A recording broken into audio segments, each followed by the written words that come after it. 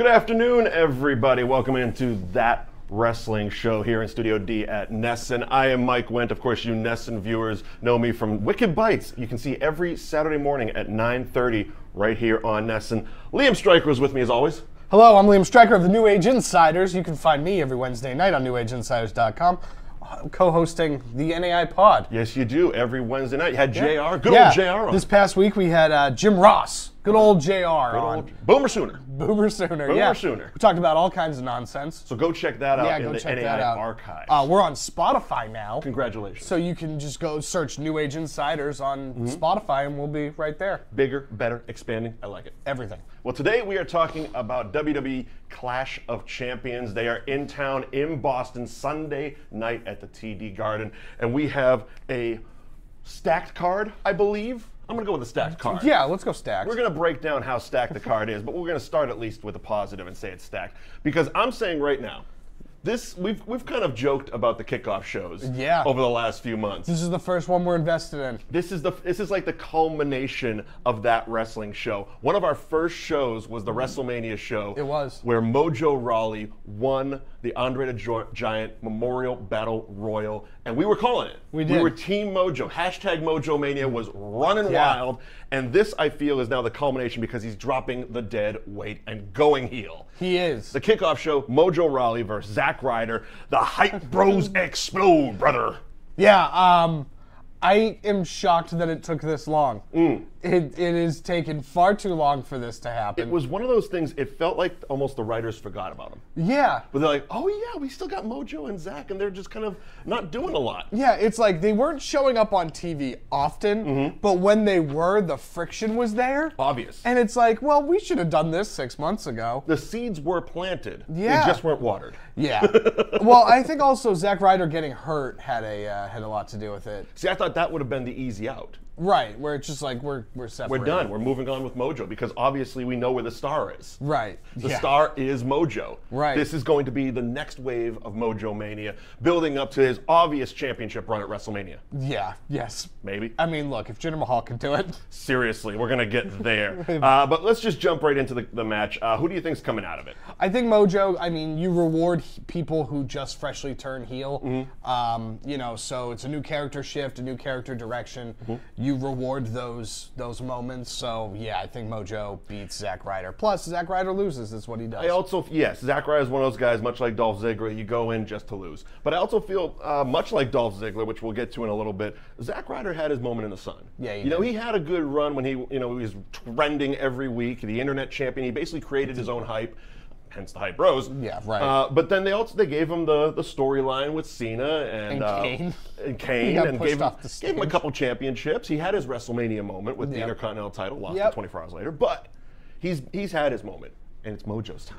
It is. I think that the ceiling is higher for Mojo Rawley. Because Zack Ryder, like you said, he has had his. He's had his peak. Yeah, he is what he is at this point. He's a functional hand, but he's also on the downslope. Right, and so Mojo Rawley, I think that there is something there. I think WWE wants there to be something there. I think they love whoring themselves out to celebrity, and the fact that he's like best friends with the Gronkowskis. And Gronk has no problem jumping in the ring and getting involved. Right, so... No matter how much the Patriots are probably against it. Yeah, I know. Especially like months after winning the Super Bowl and he didn't play in. Yeah. That thing. Oh yeah, just throw a nice tackle block into a wrestler in the middle of like 80,000 people. Right. But I think that Mojo's ceiling is a lot higher, even still. So I think that between his connection to the Gronkowskis... Which doesn't hurt, it's marketability. Right. You can he's sell very, very marketable. He's likable. The kids like him. He's got a very Ultimate Warrior vibe to him if you wanted to lean into it, so... He's like the Ultimate Warrior's spastic brother. Well, we, on the New Age Insiders, we always talked about that Mojo Rawley his whole gimmick should have been, he's the Ultimate Warrior's nephew. He should have almost come in like Paul White did as Andre's son. Right, but not really Andre's son. Yeah, you're not really Andre's son, but you're kayfabe Andre's son. We're gonna play up. It's like, you should have been Mojo Warrior. You know what I mean? Like, you're basically the same person. Imagine that, then they could have had him induct the Warrior into the Hall of Fame. Right. See, we're just rewriting history here. That would have been fantastic. I think we could go back to the network, edit Mojo in. Yeah, it'll be perfect. Right, look, if Kurt Angle can have an illegitimate black son, sure, Jason Bourne. then yeah, why not? Why not Why Mojo? not? Why not Mojo Rawley be the Well, Ultimate because we're Warrior's many pick? years too late for that. Yeah, that's right, why yeah, now. That's right. Yeah, right. So Mojo's going over. I believe, you believe, we Yeah. all believe, and it's going to be the next wave of Mojo Mania, I believe. Yes, That's I what I'm calling. I'm pulling for it. I'm hashtagging Hollywood it. Mojo Mania. Absolutely. He's gonna be right next to The Rock on the Walk of Fame, I feel. Yeah, I think you're Mojo right. Rawley, Dwayne Johnson. Yeah. They're one and the same. Yes. Let's get into the real show. Breezango and the Bludgeon Brothers. It's for those of you just watching TV, it feels like it might have come out of nowhere. But if you've been following the Fashion Files, which is a phrase I never thought I would say, if Yeah. you've been following the Fashion Files, this is not out of nowhere. Breezango has been basically spoofing a lot of crime noir films and TV Yeah. shows. Oh, it's amazing. And they've been on the hunt for who killed, is it Fandango's pet fake toy horse? Yes. Yeah, I think it was that / destroyed their office. There was that too. Like I can't remember which one came first, whether the office was destroyed and then the toy horse got destroyed. I remember very early on though, the letter B was all over the place. Right. Now I'm not saying that they planted this seed back on the first time they did Fashion Files. I think they were just trying to have a little bit of fun. Yeah. But once they had the Bludgeon Brothers, who their whole logo is a giant B, that's Yeah. kind of become their gimmick and their signature, if you will. I think it was just, lucky combination. Yeah, I think that I feel like the Bludgeon Brothers were always destined to face Breezango. And I'm a little upset about that because I am too. It's definitely a match that the Bludgeon Brothers are going to destroy. And it's really, that's the thing, is that Because we've been waiting, and you and I have both been enjoying the Fashion Files. Right. And what Breezango has brought to the table, mostly on their own. Right. This started as just some goof off in the back while they were doing .com stuff. And then it was like, oh, this is getting over. Let's actually put it on TV and put a little Right. bit of story behind it and all that stuff. And now just to kind of do it to feed them to the Bludgeon Brothers, excuse me. Yeah. I'm a little would- upset, but I hope it plays a little bit further. I don't expect it to happen, but I hope that Fandango was so apprehensive to request the match that I hope they reluctantly win. Because nobody, if the Nobody's expecting it. Right, nobody's expecting it, and if they were able to do it, it would put them over even more. Right. Whereas, everybody expects the Bludgeon Brothers to win. Right. And if the Bludgeon Brothers just beat up somebody on Tuesday, it wouldn't be shocking. So why not just give the rub to Breezango? And again, WWE is all about making those moments that we don't see coming. Right. It's historic. And if you listen to Bruce Pritchard's podcast, he talks about it a lot. Something to Wrestle with Bruce Pritchard. He's actually in town. House of Blues, Sunday afternoon. And he talks about it all the time where either a story will leak or just someone online would guess way too accurately what's going to happen. Right. And last minute, Vince or the writers will get together and be like, all right, let's flip it. Let's give it. They think they're smart. They Right. think they know that the Bludgeon Brothers is going to win. Let's give them Breezango, and let's give them Breezango clean. They would just flip it that hard, and Right. I would love that. I would because love it. again, in a show like this, it's about making us entertained, but also unpredictability. Right. Well, it's also even if you can achieve the same thing with the Bludgeon Brothers if Breezango was able to steal one here, they catch him off guard, they win with a roll-up or something weird, and then the Bludgeon Brothers just beat the bejesus out of them. Right. You still get them... You still get the Bludgeon. You protect the Right. Bludgeon Brothers Because they're still big, strong, and scary, Right. even though Breezango won the match. Sure, Which, I can see that. and... I mean, they've done that many times with, like Braun Strowman or Kane or Right. any of the big monsters. That's kind of what they've done to build them up, but also not destroy what we've also built with Breezango. Right. So I'm going with Bludgeon Brothers. My gut. If I was betting, Yeah. I'd go with that. But Because again, like I said with Mojo Rawley, they're new, they're hot. Right. You reward the new heel turn thing. Sure. So. I'm going.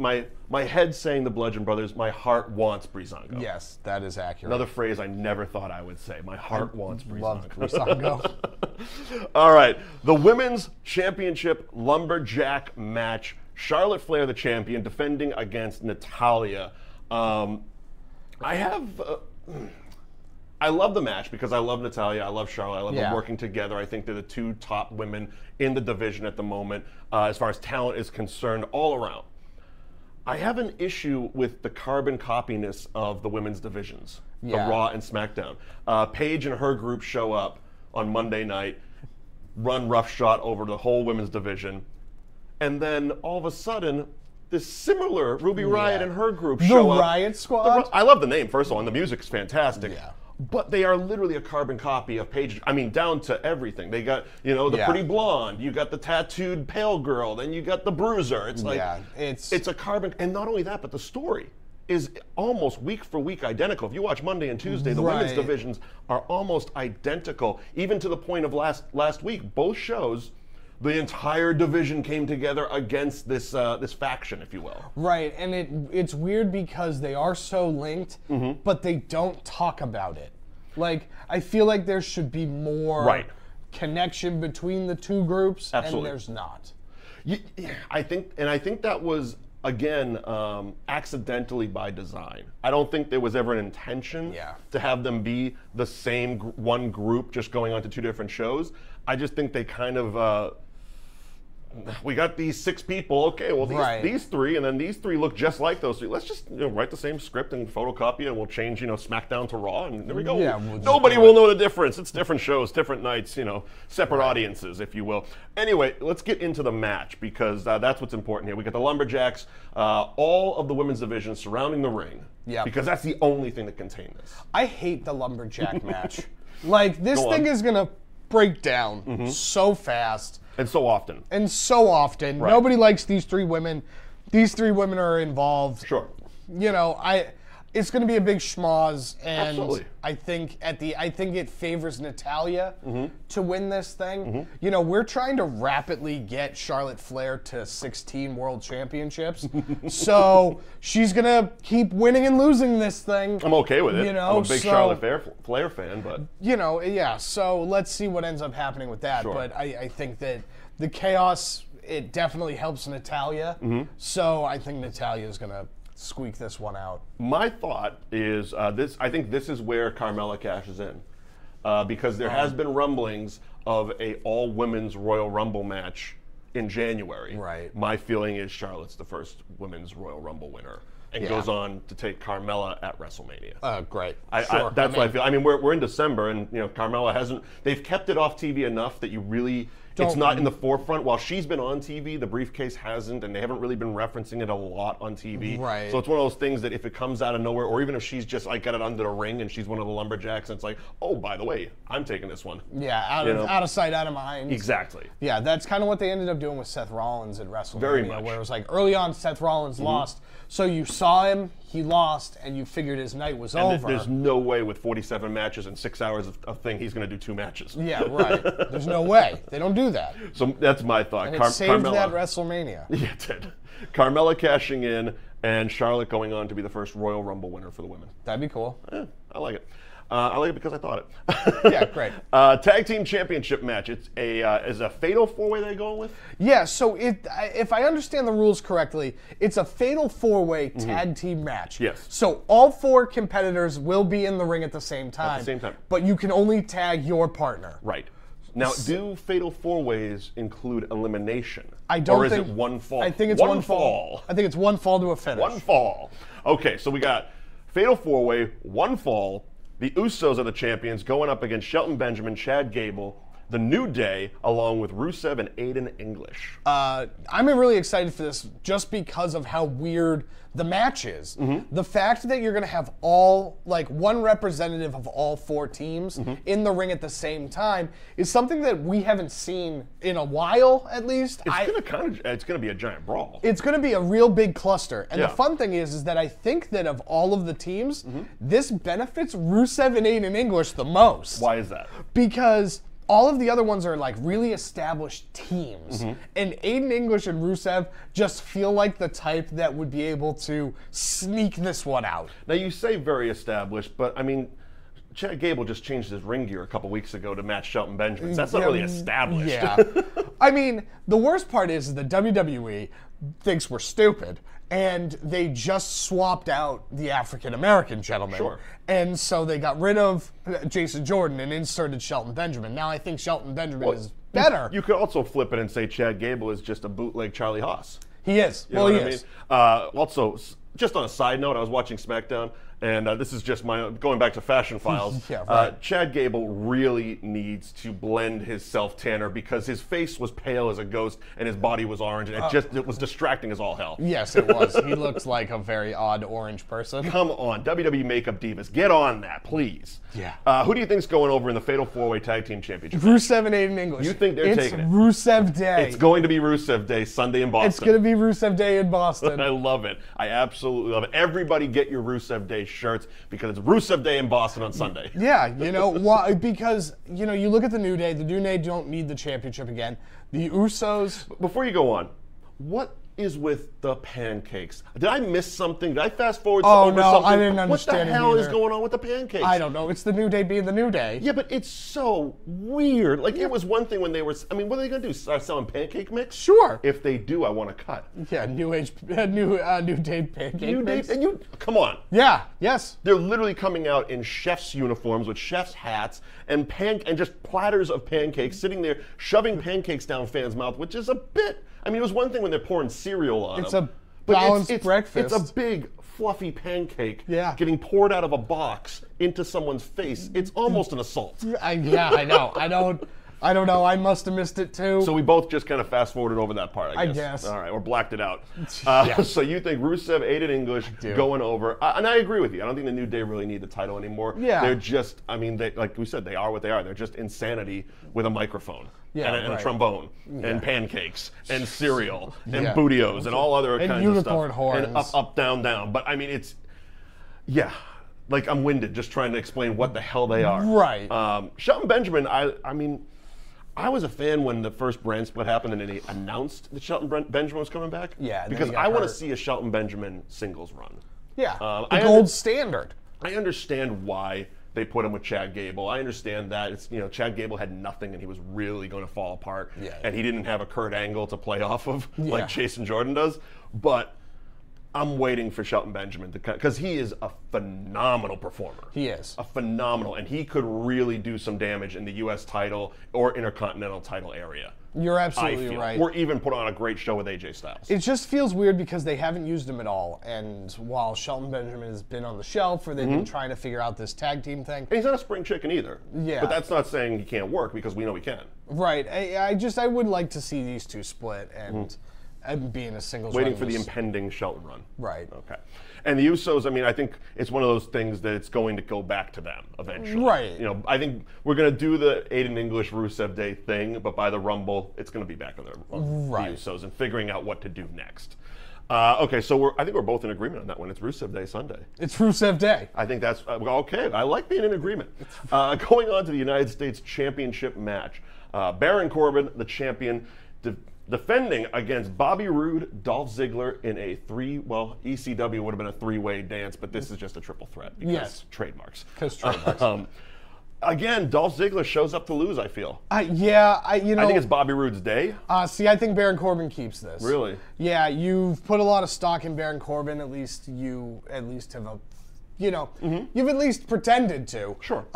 He was a Money in the Bank winner. He was an Andre the Giant Memorial Battle Royal winner. And you have to kind of establish him as this United States champion. I think that he keeps the title here but loses at the Royal Rumble. So I think that this just kind of helps give him a little bit more credibility.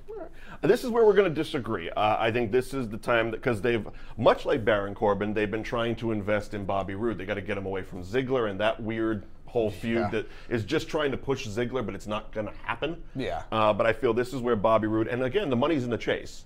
So I feel Baron Corbin chasing Bobby Roode to the Royal Rumble is going to make for better TV than Bobby Roode, who's the face, chasing the That's what I feel. I feel Bobby Roode's going to come out the winner. Also, Bobby Roode was sitting at commentary, which I feel is usually indicative of who's going to take the match. Really? It's a weird thing for me, but I always kind of feel that. Okay. If I was betting on this fictional sport, I would go with Bobby Roode. Which they do. Oh, I know. You can bet on this. I know. I won a lot of your money actually at the Royal Rumble a few years back. Yeah, that's right. That's right. Then I was no longer invited on the New Age Insiders podcast. See what Funny happens? How I that take works. their money. Funny how that works. All right, so you're going Baron Corbin. I am going Baron Corbin. Okay, and I'm taking Bobby Roode, and as per usual, Dolph Ziggler is showing up to lose. Yeah, he's just happy to be here. Yeah, sure he is. Just go listen to a podcast. He ain't happy to be here. Yeah. Moving on to probably the most storyline matches here. Yes. We have Kevin Owens and Sami Zayn versus Randy Orton and Shinsuke Nakamura. Talk about a seasoned tag team right there. Yeah, right. With 2 special guest referees in Shane McMahon and Daniel Bryan. Yeah. The bosses, I feel, are colliding in this one. Right. So while SmackDown has been suffering a lot in terms of numbers and attendance, and the show overall hasn't been very good, Okay. this is the best story. Shocking that Kevin Owens is involved. Yeah, right. Shocking. This is the best story in WWE at the moment. They have secretly been turning Shane McMahon into his father right before our very eyes. And it's amazing. Well, they did it with Stephanie while Shane was gone. Right. That tyranny, if you will. Right. But you just... McMahon genes. Right. They just take over. Yes. And you just are watching Shane be very vindictive. It's in the blood. And it's in the blood. And it's crazy because Sami Zayn and Kevin Owens are supposed to be bad guys. And Shane is supposed to be a good guy. I think this is where we ultimately... Are they, though? I don't think so. There is a lot of shades of gray in this. There is so much shades of gray because there is so much... Stories are better when you can see where each character is coming from. Let's back it up a little bit because this one takes a lot. We got to unbox a lot. Yeah, we're going to have to unbox a lot here. All right, so this kind of goes back to when Kevin Owens and Shane McMahon had the Hell in the Cell match. Yes. And then Sami Zayn saved Kevin Owens because Shane was jumping off the cell and he was going to crash through him, but instead Sami Zayn pulled him and Shane crashed through a table, which he tends to do. Yeah, he just being does the Wile E. Coyote of the WWE. Yeah. He really is. He's become the Charlie Brown. He's never going to kick the ball. No, ever. I don't think he has ever kicked the ball. No, not very often. No. No. Maybe not since at least the late 90s that he kicked the ball. See, but I think the last time he ended up actually kicking the ball was when he dropped an elbow on Big Show? He jumped Steve up. Blackman, maybe. No, because Blackman hit him in the head with the kendo stick and he went off. You're absolutely right. I think he jumped on Big Show. Might have been. That was 99? something like that. Ish, maybe. Yeah. Watch on the network, kids. Watch on the network. There you go. Tweet us at Mike Wen, at Liam NAI. Tell us when Shane last kicked the ball. And, okay, so that formed the Sami Zayn Kevin Owens bond. Yeah. Okay. Team Ultimate Friendship. Which is, I mean, it's pretty much Kevin Owens, Chris Jericho, just, With Sami Zayn. With Sami Zayn, which is, it's equally as fun. It's a different kind of fun because Sami is a wildly different character than Chris Jericho. Yes. And adds just that almost, the little brother type of friendship. Yeah. You know, where he's like, I'm just happy Kevin's invited me to the party. You know what I mean? Right. We're friends again. Got his little patty cap and he's all happy to be there. Yeah. Okay, so after that, Shane goes on the warpath over these two. He's threatening to fire them. He's putting them in all these different stipulation matches, torturing them, if you will, on television. Daniel Bryan, the GM, has to step in. Very Mr. McMahon-esque. Very much so. Very much. Yeah, and then Daniel Bryan is seeing that Shane's going too far. And he is not very happy with Shane McMahon to begin with. And I think we're going to get there maybe after this match because Daniel's been through the McMahon and Helmsley and that whole regime. So he's seen this authority He's thing. been on the other side of it. Right. I mean, that's kind of what they were referencing this past week on SmackDown with the Occupy SmackDown. It was a direct reference to when Daniel Bryan and the Yes Movement occupied Raw. I mean, they even gimmicked up the shirts, Yep Movement. Yeah, the Yep Movement. So it puts Daniel in a weird place. Right. Because he's been there before. He knows the effects of it. But he can't side with Sami Zayn and Kevin Owens because they're the bad guys. Right. And he's supposed to be the good guy. Right. It's very interesting. So it brings us full circle to Sunday night in Boston with Shane and Daniel, 2 refs in the ring. It's not like one guy's outside or one, you know what I mean? Right. There's no special enforcer happening. Mike Tyson's not going to show up. He's not. Well, he might. He might. You never know. You never know. Never know in the WWE, pal. Yeah, right. But no, 2 refs in the ring for the match. Randy Orton and Shinsuke Nakamura just feel like the guys that needed something to do. Yeah, they were the baby faces that needed something to do on this show. So it's like, let's put them together, put them in this, because it's not really about them. No, it's not. It's about Shane and Daniel and Sami and Kevin. Yeah, and Randy Orton and Shinsuke Nakamura are just their muscle. I mean, that's exactly what they become. They're just their bodies to get beat up. Right. I feel. It's going to be very interesting. I think that the stipulation of them getting fired from WWE is not SmackDown. The whole thing. The whole thing. And so that makes it very interesting. That adds a wrinkle. That Do we buy our ROH tickets now? I think we should. Okay, so we're just going to jump the gun on that one. Yeah, they're going to Final Battles tonight. Okay. They're going to be at Final Battle tonight. Perfect. They haven't even lost yet, but they're already impending. Okay. Yeah, they're already at Final Battle. I'm feeling that Kevin Owens, Sami Zayn take the win. I'm also feeling we get a hard Daniel Bryan heel turn. I think you're right. Building to Bryan Shane Mania. Which would be crazy. I mean, they took something that they said they weren't going to do. Let Kurt Angle wrestle. Yeah, and they let him. They've let him done for the last 2 months, 3 months. I think it's getting to that point, and Bryan's been complaining enough about it and threatening that when his contract runs out, he's gone if he can't wrestle.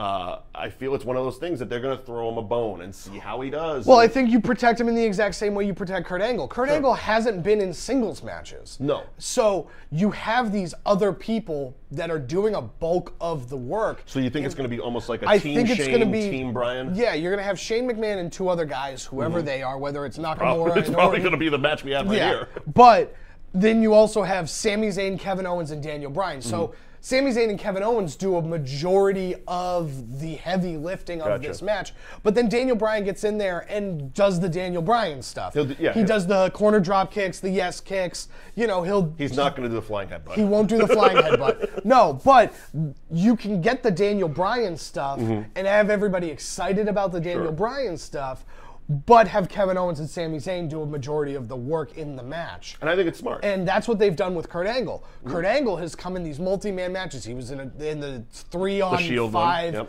Shield thing, where it's like Dean Ambrose and Seth Rollins did a majority of that match, and Kurt Angle was literally taken out of that match for a majority of it. Then in the Survivor Series, you had 4 other people. These are a little bit more action, but you're a couple of spots were like, ooh, sheesh. But stay off the head, pal. That's how you protect him. Right.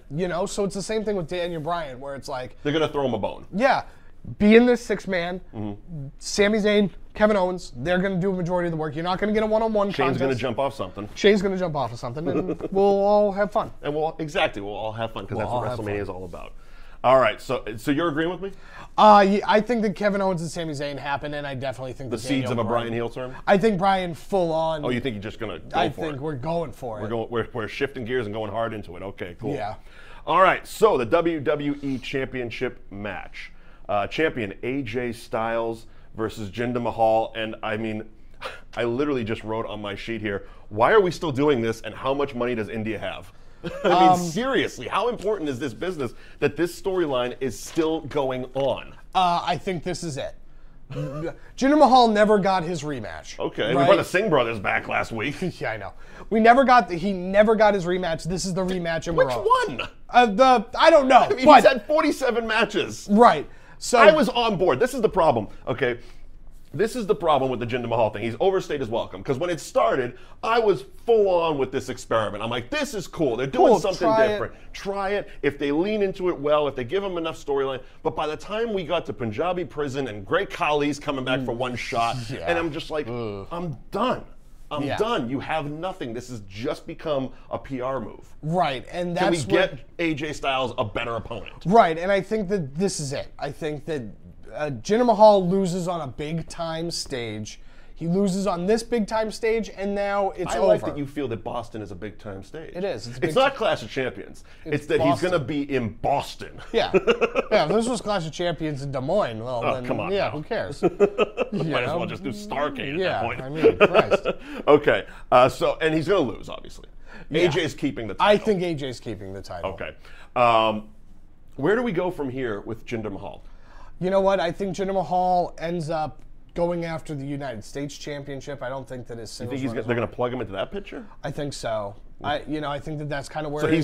So again, he's going to bump Dolph Ziggler. Yeah. And it's going to everybody's going to flip and be like Baron Corbin, Bobby Roode, and Jinder Mahal. Well, the good thing with Jinder Mahal is that he can be in the rotation for the WWE Championship. Sure. I think that we just need to have him take a step back, kind of like The Miz, right? Everybody hates The Miz, and The Miz was like, oh, you're a reality TV star, and that's...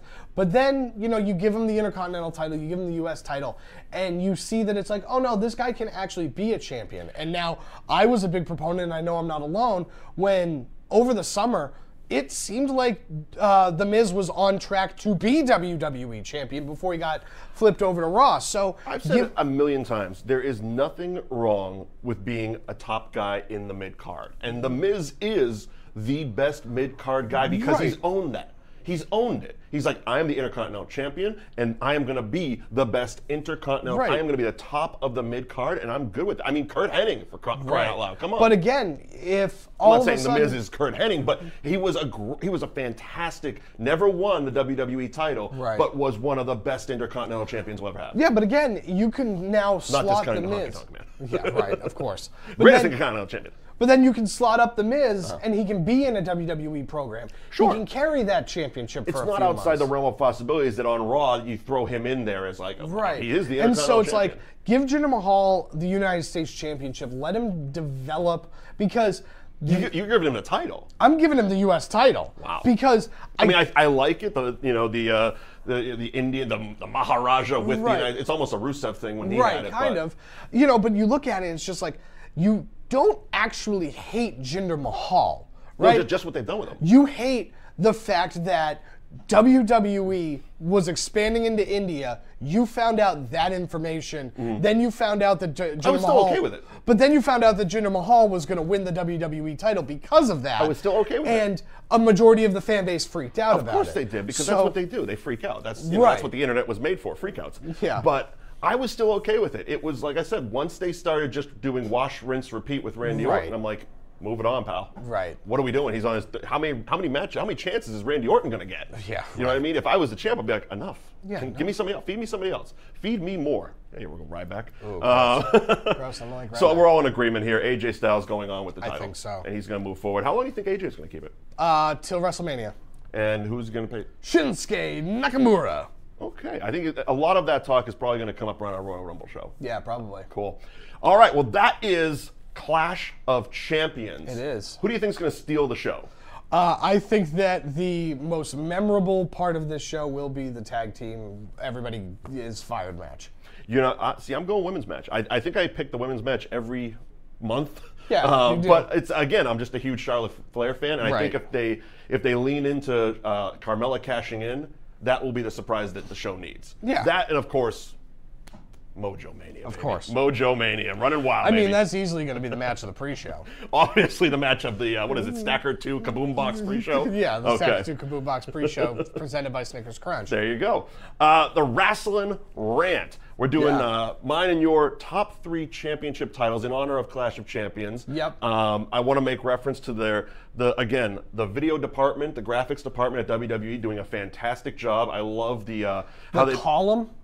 The column made out of all the old titles. Yes. As they break down into the new title made out of stone at the top of the column. Yeah. I think, again, the video team did a standout job. So we decided to run down our top 3 championship belts in professional wrestling. And I didn't work this out with you, but I kept it within the realm of the topper companies. But I do want to throw an honorable mention out, because while I was researching championship belts, Chaotic Wrestling, your friends have fantastic championship belts. I love, I didn't include Chaotic Wrestling just because of what you said. Name recognition. You know, because I bet you that Gary's Garage Championship Wrestling is awesome.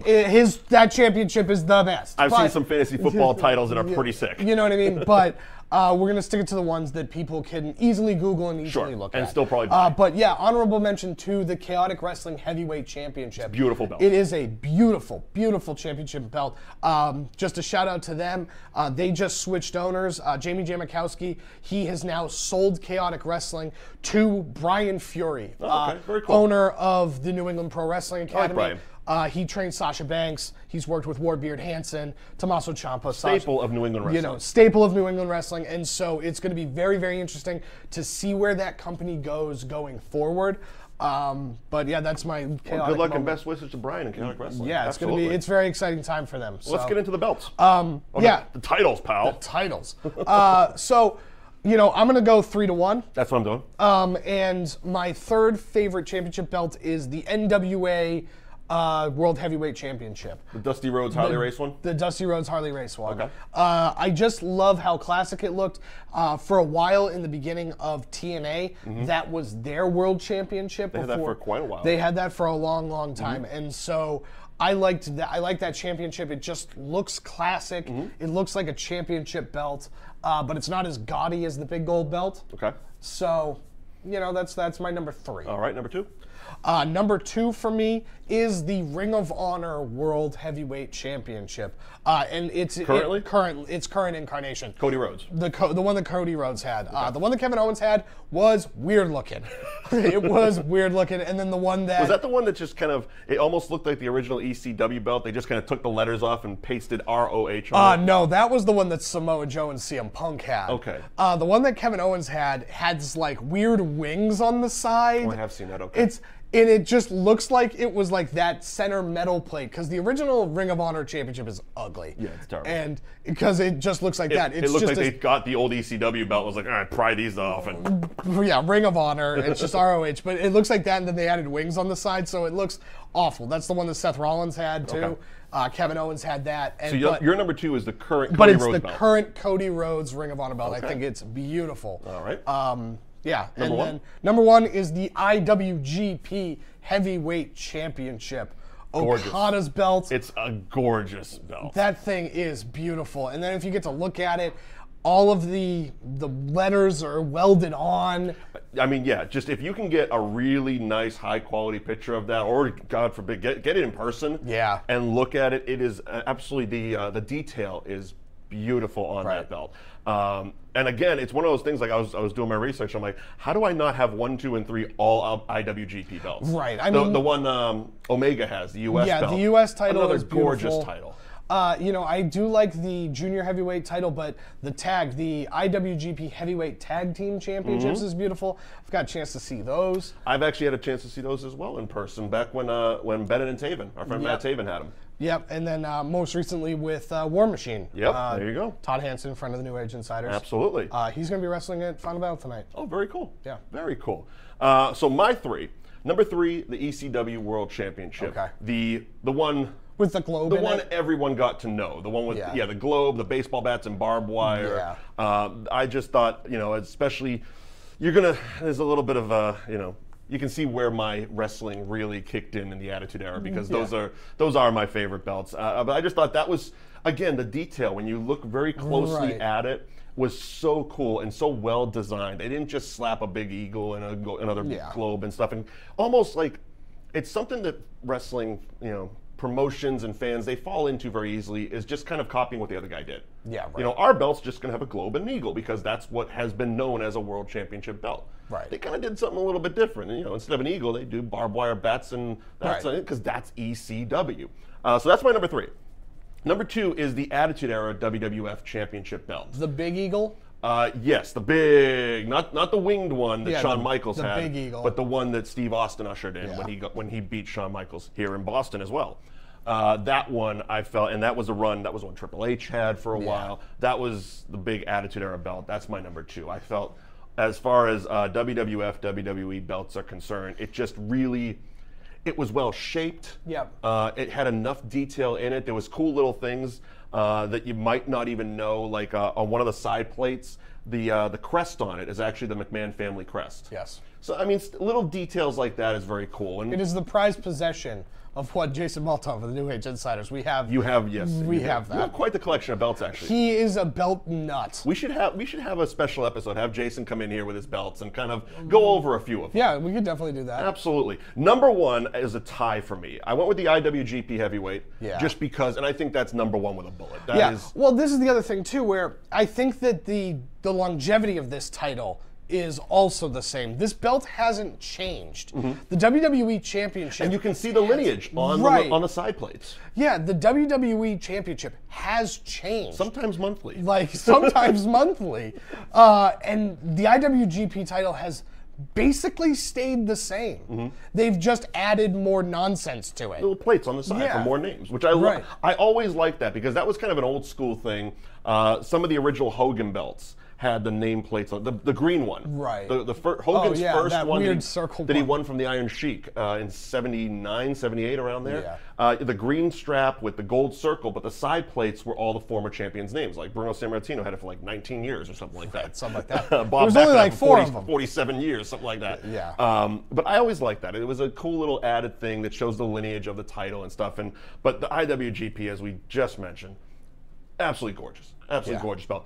The tying one for that was the 2007 to 2010-ish TNA World title that RVD had. Okay. I will say this about TNA.